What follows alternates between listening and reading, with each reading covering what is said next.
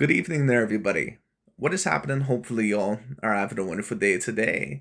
So, when it comes down to it, I thought, of course, that I would talk about this little video, and I thought that I would also talk about the UFC 314 fight card, at least the final two main events of this fight card, of course, between that of Paddy the Baddy Pimblett versus Michael Chandler, and of course, also Mr. Alexander Volkanovski against Diego Lopez.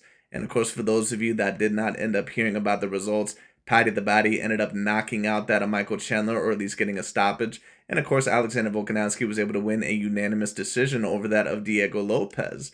Now, I ended up predicting Paddy the Baddy to win the fight against Michael Chandler for a multitude of reasons, but I also had predicted Diego Lopez to beat Volkanovski. And we'll talk about that as the video goes along. But I really wanted to talk about this because, of course, we're going to be talking about both Volkanovski and also Paddy the Baddy Pimblett. Because Paddy the Baddy, of course, for those of you that have not paid attention to UFC, and I don't usually do UFC videos, but I think that I'm more than likely going to do more of them because the UFC and MMA has been a sport that I've thoroughly enjoyed now really for the past 10 plus years. And Volkanovski, of course, is one of the greater fighters that I've ever seen. And of course, for those of you that ended up growing up in my generation in the 2010s, you know that hands down the biggest star that was ever during the UFC during that time, and probably ever during the UFC's history, has been that of Conor McGregor. And there's no doubt about it that as soon as I seen Paddy the Baddy, that Dana White, that he wants to hitch his wagon to, Paddy's star, or he wants to hitch his star, to Paddy's wagon, that he wants to kind of carry the UFC, with Paddy Baddy's possible star power, but he has to build him up incrementally in order for that to happen. And of course, this was a great next step because Paddy the Baddy, he ended up not just beating Michael Chandler, but probably beating him in the worst fashion, or in the best fashion, if you want to put it that way, that I had ever seen anyone do with Michael Chandler.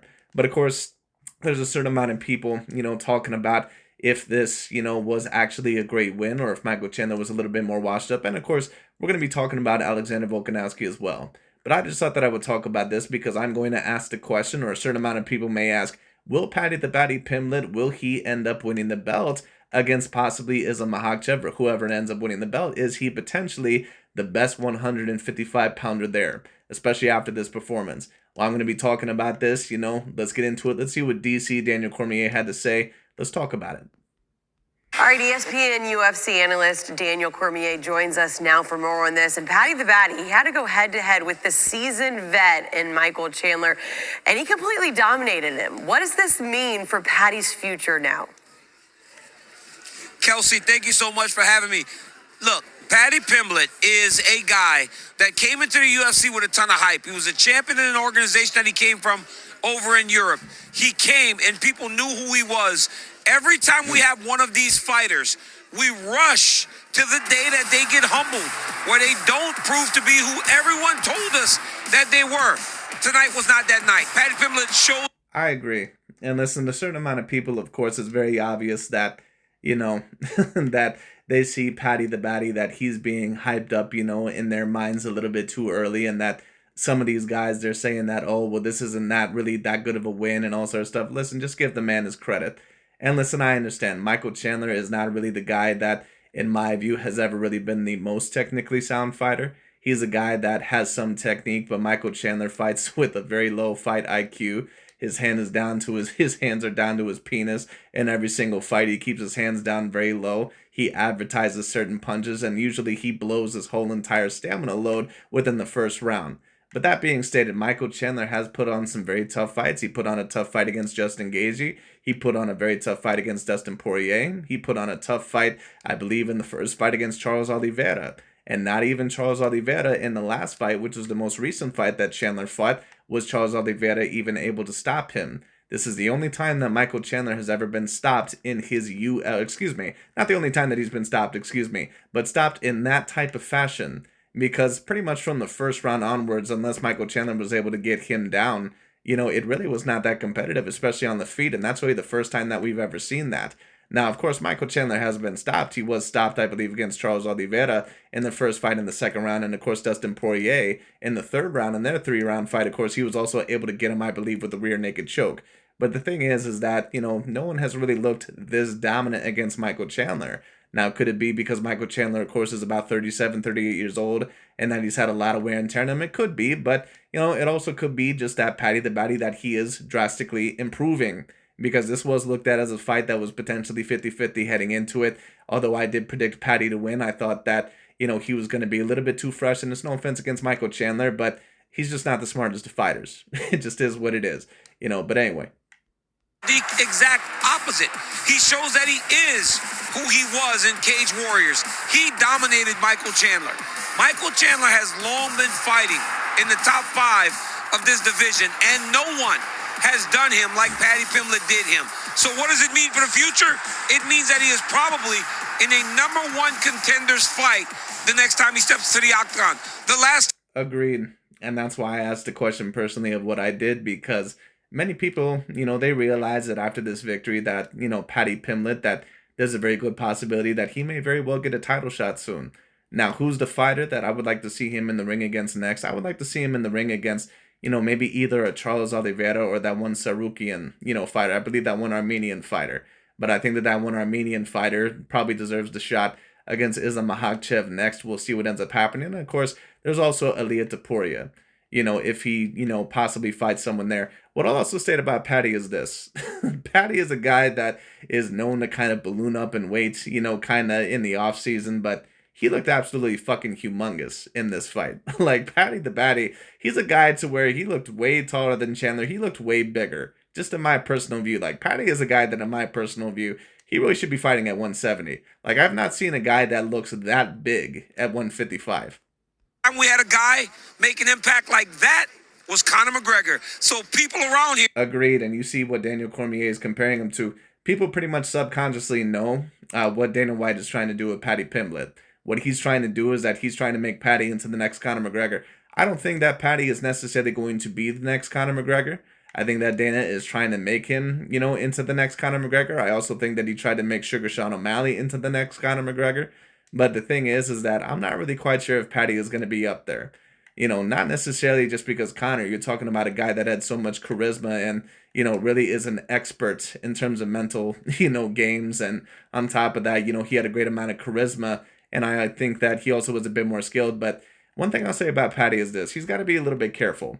Because Paddy is a guy that, he has his hands down very, very low. His chin is a little bit out in the air. And some of his striking can be a little bit advertised or a little bit sloppy. He has to be very careful. Sometimes he gets hit, or sometimes, he needs to keep his hands up a little bit more. He's an extraordinarily talented fighter, both on the ground and also, on the feet. But he's got to be careful, because one of these days he's going to meet somebody that, can actually punch. And on top of that, not saying that he hasn't fought fighters that can punch, but he's going to fight someone that actually knows how to counter that. He's going to have to be very, very careful. Are getting very excited. And even Conor McGregor, when you took a look at him, oftentimes Conor McGregor had his hands down very low, but he could get away with it because he knew how to box to a certain degree. And on top of that, he had that excellent reach. Like, he has a 74-inch reach. He has like a 6'2" reach for a guy that's about 5'9", which is a phenomenally, long reach for a guy of that size. So Paddy's got to be really careful. Volkanovski gets his belt back, Daniel, and this is a great story, a comeback story. He had lost 3 of his last 4, talked about adversity being a privilege and all that. Did you see enough out of this guy to say he is back to his previous level? Before DC Daniel Cormier answers that question, in my personal view, does this recent fight of Alexander Volkanovski against Diego Lopez, does it prove that he's at his best form or what he once was? I don't think so. And I know that a certain amount of people are going to disagree with that. All it proves to me is that Volkanovski is still a great fighter. He's still a fighter out there that means business. But I don't think that Volkanovski is ever going to be the same fighter as what he once was. It just is what it is. Once you get stopped, especially once or twice in that dominant a fashion, when you're at the peak point of your career, you're never the same. Just in my, position. Now, I mean, of course, when you take a look at UFC, there's been more UFC fighters that have been stopped. And then, of course, they, come back to win the belt. But oftentimes more than not, especially once you're the champion and then you get knocked out like that, especially in brutal fashion. He got knocked out in very brutal fashion against both Islam Makhachev in the rematch and, of course, against Ilia Topuria, in that fight. And he was winning the Ilia Topuria fight. But, the problem with Volk, this is really one of the main problems with him. And that's really the only major flaw that I see in him. And Joe Rogan brought it up multiple times. But I've stated this about Volk for a long time. He mainly has pretty good movement, but sometimes his head is a little bit too straight down the line. And when he backs up at times in a straight line, and his head is leaning back. So what does that mean? You know, if you guys, for any of you guys that know anything about boxing, that may come here and you're UFC fans or anything like that, for any of you guys that know boxing, my father always taught me that when you back up, you don't just back up in a straight line and you don't always keep your head down the center line. You have to move your head and you don't lean back, you know, in that type of way, at least not all the time, because if you have your head in that constant position, they already know where your head's going to be. If you back up in a straight line and if your head is just leaned back, then your head doesn't really change levels. All that means is that if they back you up against the cage, then that punch is going to get there eventually. So that's why Volkanovski got knocked down in the second round against Lopez. And it's also very obvious that Volkanovski, that he just doesn't have the same punch resistance as what he once did. Now, I have no doubt about it that Diego Lopez is a phenomenally hard puncher, but Volkanovski, after those two fights, you know, he just doesn't quite look in prime condition, but I mean, he's not going to be. He's a guy that's, 35, 36 years old, and on top of that, he's a guy that's been knocked out in brutal fashion in 2 of his last 3 fights. It's going to happen, but the fact that he won the belt again shows you how great technically of a fighter that he is. David, how about that? Adversity is a privilege. That's something, man, that motivates a person if you're having some tough times. Yes, I've seen enough. Alexander Volkanovski had lost 3 fights in a row, had got... Damn, look at those stats. 134 to 67. Now, personally, I scored this fight 4 rounds to 1. Now, some of you may have scored it 3 rounds to 2 because, of course, in the second round, there was a knockdown. I thought Volk still did enough in that round to win because he pretty much dominated the first 4 minutes and, 40 seconds. And then the last 20, of course, belonged kind of to Diego Lopez. But I still thought that Volkanovski did enough. And on top of that, he hurt Diego Lopez, I think, once or twice in the second round as well. Keep that in mind. The third round I gave to Volk. The fourth round, Volk was winning, but then Diego Lopez, I believe, hit him with a good right uppercut that had him on the back pedal for a little bit. Also got him with a cut over the left and the right eye, I believe. Although I believe the left eye was, I think, in the fourth round, and then the other cut was earlier. But, anyway. Knocked out 2 in a row. But he was fighting the best fighters in the world. 2 guys that are pound for pound number 1 and 2. But he definitely was. When he fought Islam Makhachev, he potentially could have won that fight, but I think that Volkanovski kind of underestimated Makhachev's striking, in the first fight, and he was focused, a bit too much on the wrestling, which of course seems a little bit crazy to say because, of course, Islam and the Dagestan fighters, of course, they're expert wrestlers. But you can't always abandon what brought you to the dance in the first place. And Volk, in my view, he kind of lost that fight, not necessarily all because of the wrestling, but, because I think he kind of underestimated Islam striking, and he said that himself.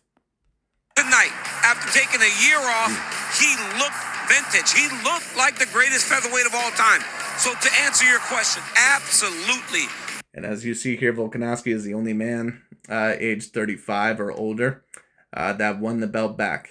So I have to give him a great amount of credit, or that even won the belt in the first place. And Diego Lopez was definitely a very talented fighter. Now, that being stated, I do think that Diego Lopez was somewhat exposed to a certain degree within this fight with some of the faults that he did have. Now, of course, certain people are going to, kind of say, what are you talking about? That's crazy. He just fought one of the best fighters in the world. Right, but just because you fight one of the best fighters in the world doesn't mean that some of your skill set does not get exposed.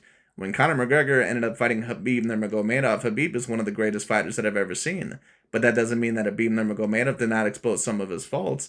When Volkanovski fought Max Holloway is one of the greater fighters, but he's still exposed to a certain degree all of Max Holloway's faults.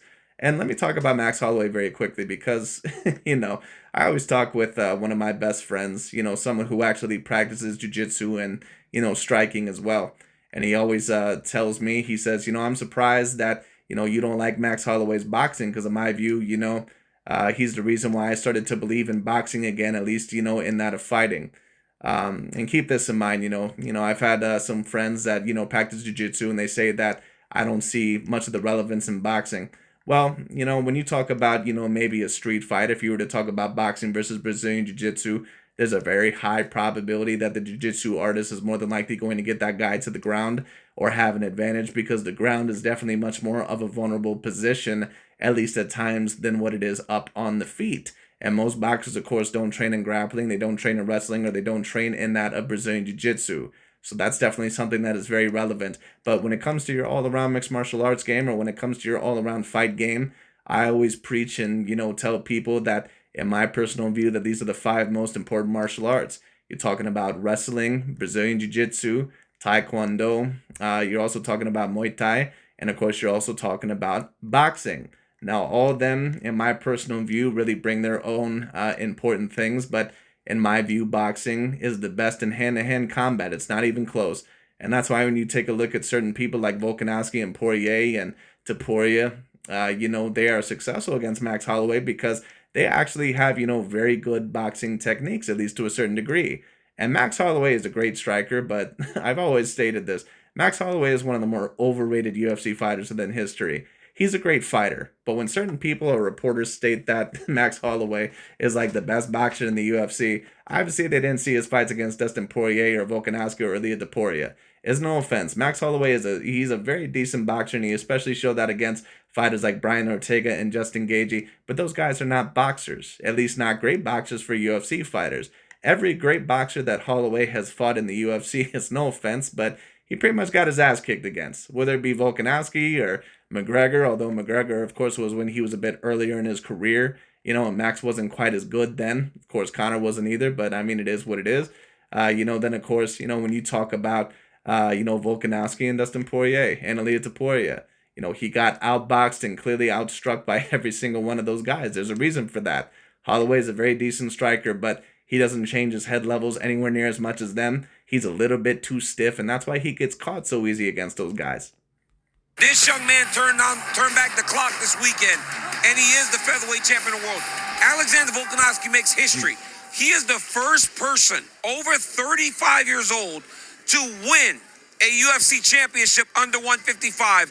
Before, David, fighters were 0-17 at 35 and older beneath 155 pounds. Volkanovski broke that, and tonight reestablished that he's the best featherweight in the world. All right. Very impressive by Mr. Alexander Volkanovski. Now, the question is who is he potentially going to fight next? There could be the rematch against Ilia Topuria, but I'm not necessarily sure what's going to happen there. We'll see what ends up happening. It's going to be very interesting. 36 years old, and he may not be done making history here, Daniel. He's now won 7 featherweight title fights. That is 1 away from tying the record held by Jose Aldo. DC giving us... He very well may become debatably the greatest featherweight of all time. Right now, I would still have to say that it's Jose Aldo, especially with Jose Aldo beating great fighters such as Frankie Edgar and, maybe some other fighters, Chad Mendez and certain guys like that. But, of course, Volkanovski, he was able to beat Jose Aldo, but that was when Jose Aldo had a little bit more wear and tear on him. And I don't think that, in my view, I don't think Jose Aldo was ever mentally the same after he lost to McGregor. I think that a piece of him was always taken away after that fight, especially the way that he lost. That kills a man to, be champion for like a decade, pretty much beat everyone's ass. And then you get in the ring against a guy that really, had your mind wrapped around his finger. And then he knocks you out in 13 seconds. Jose Aldo was never mentally the same after that. Now, I mean, he still was very good when Holloway and Volkanovski beat him. But I think, the best version of Aldo that anyone ever defeated, of course, was McGregor. But, it is what it is. But, but of course, he also beat Chad Mendez and some other guys. And I mean, even had those guys been at the absolute best, and one could debate that they still were at a very great point in their career, I think Volkanovski would have beat them anyway, because I think that you can debate that there are certain things in this game that are stronger than those guys, at least against guys like Chad Mendez or maybe even a Frankie Edgar. Jose Aldo would have been interesting, but I still think potentially that he could have beat him. His thoughts after a great card, UFC 314.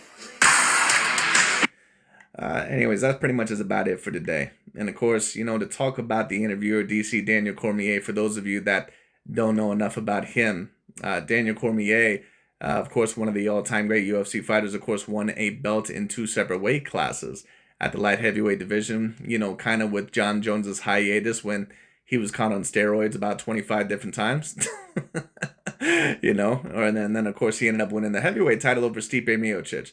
Daniel Cormier, in my view, sometimes does not really get the credit that he deserves. He's an all-time great level fighter. You're talking about a guy that got wins over guys like Stipe Miocic. I believe that he also got the win over Frank Mir. I believe he also got a win over Dan Henderson. He got a win over Alexander Gustafsson.